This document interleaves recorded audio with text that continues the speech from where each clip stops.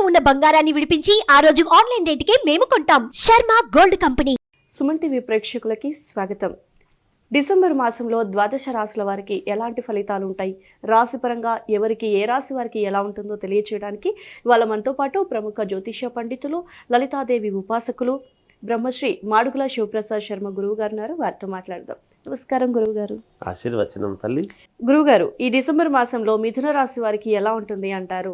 ఎలాంటి పరిహారాలు చేసుకుంటే ఈ రాశి వారికి మరింత మేలు కలిగే అవకాశాలు ఉన్నాయంటారు గురువుగారు, తెలియజేస్తారా? శ్రీ మహాగణాధిపతయే నమః. ఐం మహాసరస్వత్యే నమః. శ్రీ లలితాంబికాదేవియే నమః.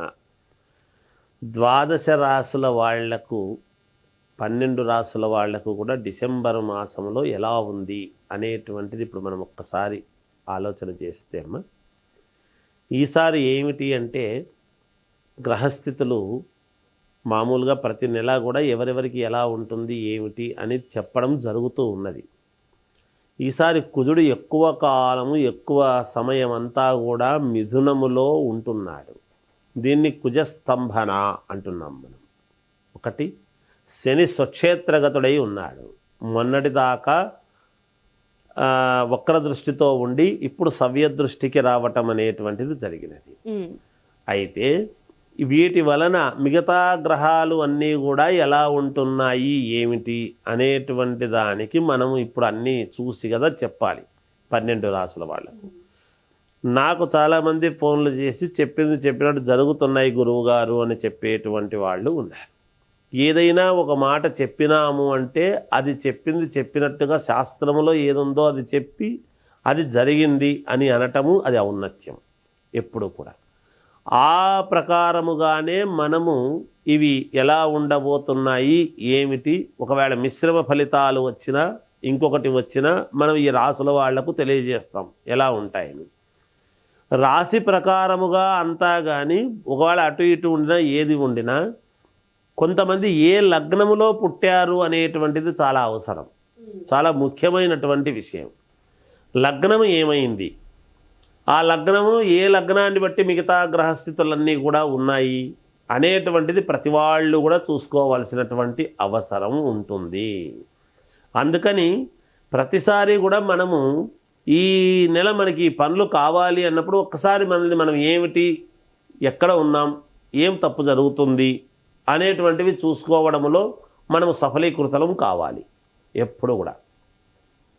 దాని ప్రకారముగా చూసినప్పుడు వ్యక్తిగతమైనటువంటి జాతకాలను ఎవరెవరు వాళ్లకు నచ్చినటువంటి వాళ్ళ దగ్గర ఒక్కసారి పునఃపరిశీలన చేసుకొని ఏదైనా ఒకవేళ దోషాలు అట్లాంటివి గనక ఉంటే వాటిని పరిహారము చేసుకోగలిగితే శీఘ్ర ఫలితాలు అందరికీ కూడా దక్కుతాయిగాక అనేటువంటిది ముందు స్పష్టం.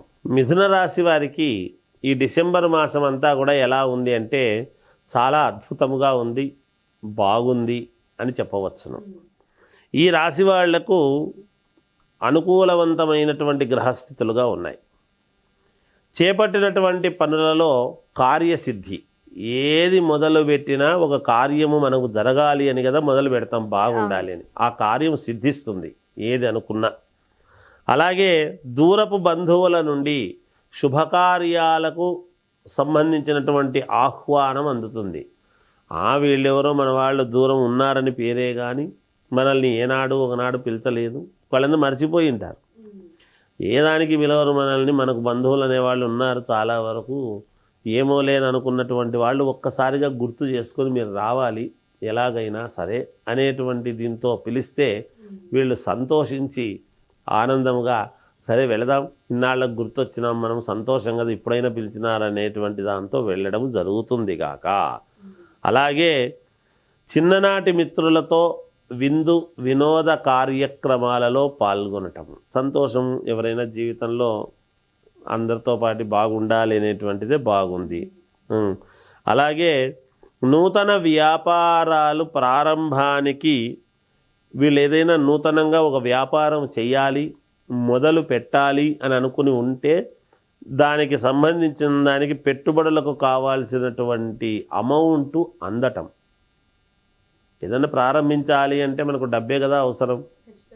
లేదు ఆ వ్యాపారాన్ని బట్టి దానికి సంబంధించినటువంటి వస్తువులన్నీ సమకూరటం అనేటువంటిది జరుగుతుంది. అంటే అంత అనుకూలముగా ఈ రాశి వాళ్లకు అంత బాగా ఉంది అని దాని అర్థం.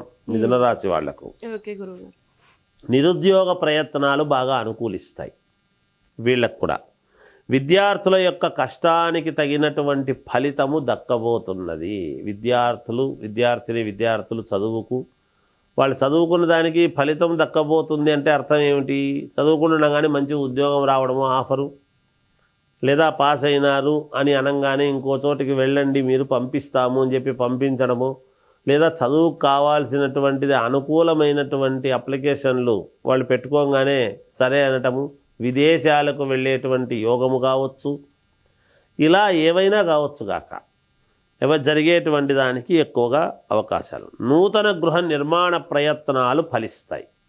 కొత్తగా ఇల్లు కొనాలన్నా, లేదా ఉన్న ల్యాండ్లో మనం ఇల్లు కట్టుకోవాలి అనుకున్నా, ఇలా ఫ్లాట్ కొనుక్కోవాలనుకున్నా, ఏదైనా సరే.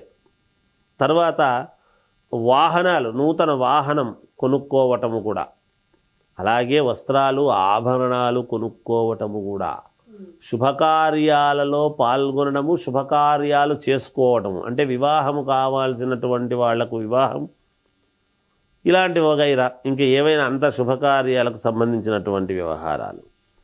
అలాగే ముఖ్యమైన వ్యవహారాలకు అవరోధాలు కలిగినప్పటికీ, ముఖ్యమైనటువంటి పనులు ఎప్పుడైతే చేస్తున్నామో వాటిల్లో కొన్ని అవరోధాలు వచ్చినప్పటికీ కూడా వాటిని జయించి ముందుకు వెళ్ళే విధముగా వీళ్ళ యొక్క జీవితం ఉండబోతున్నది.